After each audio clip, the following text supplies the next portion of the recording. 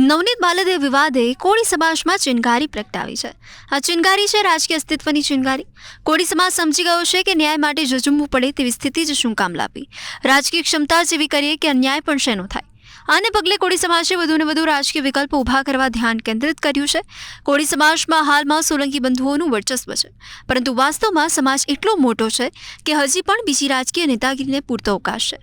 તેને કારણે લગભગ 2 દાયકાથી રાજકારણમાં સક્રિય રાજુ સોલંકી અને બ્રિજરાજ સોલંકી નવા જ રાજકીય વિકલ્પ તરીકે ઉભરી આવે તેમ મનાય છે.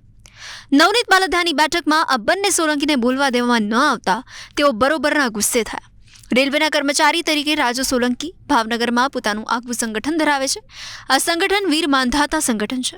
આ સંગઠન દ્વારા વિદ્યાર્થી સન્માન, બ્લડ ડોનેશન અને સમૂહ લગ્નો જેવી સામાજિક પ્રવૃત્તિઓમાં તેમણે સારું એવું કાઠું કાઢ્યું છે. આવું જ બ્રિજરાજ સોલંકીનું છે. રાજુ સોલંકીના પુત્ર બ્રિજરાજ સોલંકી ફિલ્મોમાં હાથ અજમાવી ચૂક્યા છે. ફિલ્મોમાં હાથ અજમાવી ચૂકવાને કારણે રાજકીય ભાષણોમાં તેમની સારી પકડ છે. તેમના ઉગ્ર ભાષણોને કારણે સમાજના યુવાનોમાં લોકપ્રિય થવા માંડ્યા છે.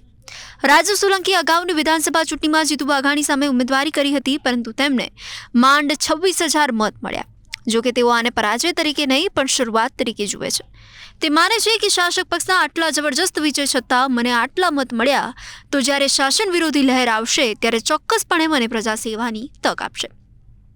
અહીં તે યાદ રાખવું જરૂરી છે કે ભાવનગરથી ઉના સુધીના 6 વિધાનસભા મત વિસ્તાર પર કોળી મતો નિર્ણાયક માનવામાં આવે છે. તેના પર પરસોત્તમ અને હીરા સોલંકીની મજબૂત પકડ છે. હવે સોલંકી પિતા પુત્રએ તેમની પકડ વધવાનો રાજકીય જુગાર રમવા માંડ્યો છે.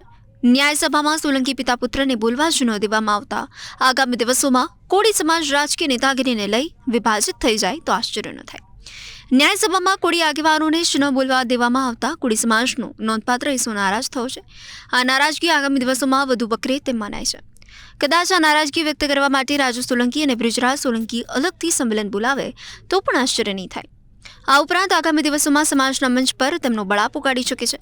આગામી દિવસોમાં કોળી સમાજ પર રાજકીય પકડ વધારવા માટે સોલંકીઓ વચ્ચે જંગ જામે તો આશ્ચર્ય ન થવું જોઈએ.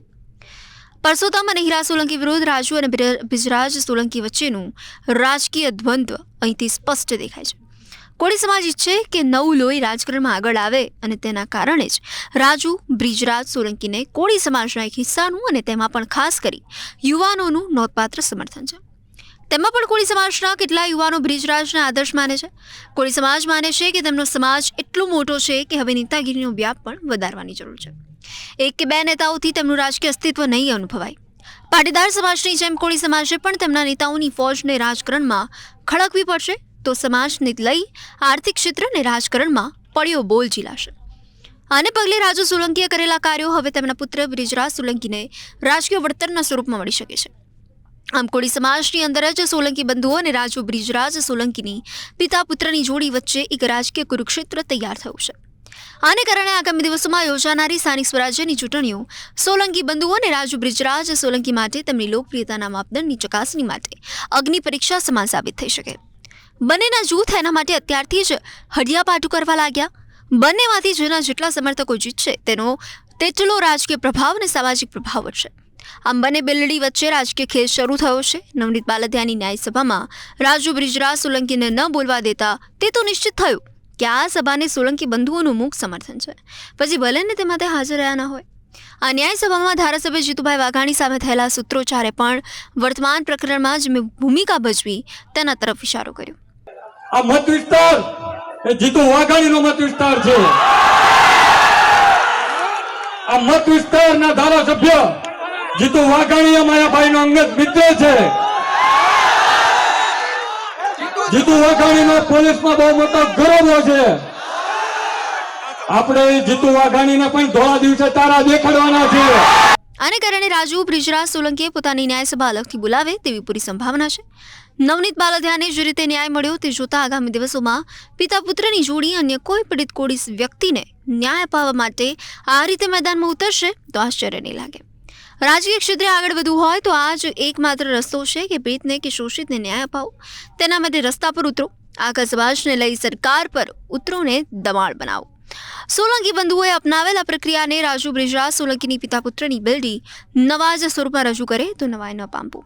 છતાં એ વાત નિશ્ચિત છે કે કોળી સમાજ પામી ગયો છે કે આપણા ધારાસભ્યો કે જે ફક્ત શાસન પક્ષમાં જ હોય તેવું ન હોવું જોઈએ, વિપક્ષમાં પણ જોઈએ. આગામી દિવસમાં કોળી સમાજ કયા પ્રકારનો રાજકીય રંગ ધારણ કરે છે, એ રાજકીય પ્રતિનિધિત્વને આકાર આપે છે, એ સમાજ માટે, રાજકારણ માટે મહત્વનું રહેશે. છતાં એટલું નિશ્ચિત થયું કે કોળી સમાજમાં એક વૈકલ્પિક નેતાગીરી ઊભી થઈ રહી છે.